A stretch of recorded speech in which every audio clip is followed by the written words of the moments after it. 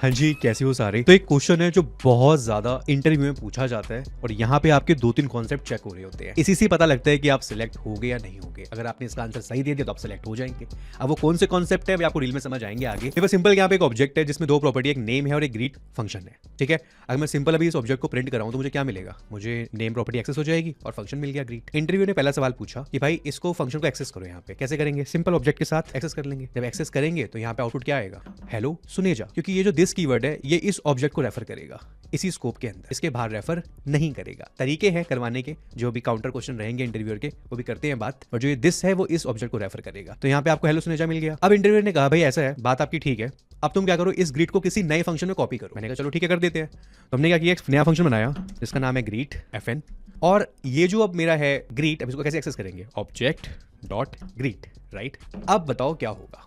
तो मैंने इस फंक्शन को कॉल किया। जब मैं इस फंक्शन को कॉल करूंगा तो क्या होना चाहिए आप भी बताना कमेंट सेक्शन के अंदर, ठीक है। तो यहाँ मुझे मिल गया फंक्शन ग्रीट, इसको यहाँ पे कॉल करते हैं तभी एक्चुअल कॉल होगा। ये हमारा हेलो अनडिफाइन आ गया। अब प्रॉब्लम क्या है यहाँ पे? वो कह रहा है तो अनडिफाइन आ गया, क्या है? ऐसा क्यों हो रहा है यहाँ पे? ऐसा इसलिए हो रहा है क्योंकि जो दिस है ये इस ऑब्जेक्ट को रेफर कर रहा है। जब आप इस फंक्शन को कॉपी कर रहे हो इस नए फंक्शन के अंदर तो एक ये स्टैंड अलोन फंक्शन है। इस केस में जो ये स्टैंड अलोन फंक्शन बन गया है इसको उस नेम, ये नेम को नहीं ढूंढ पाएगा, क्योंकि भाई इस ऑब्जेक्ट का रेफरेंस तो खाली जो ये बेसिकली दिस कीवर्ड है ये तो इसी को रेफर कर रहा है ना। तो ये नया फंक्शन है, इसे अनडिफाइंड मिलेगा नेम।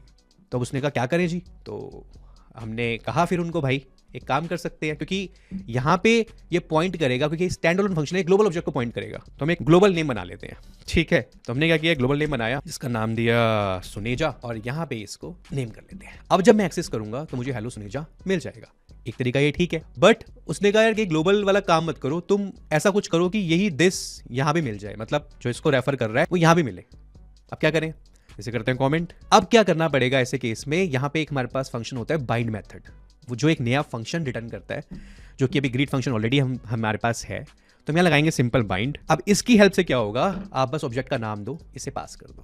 तो अब ये क्या करेगा, जो क्योंकि ऑलरेडी दिस इसको पॉइंट कर रहा है, आपने बाइंड यूज करा तो ऑटोमेटिकली आपको उसका रेफरेंस यहाँ मिल जाएगा।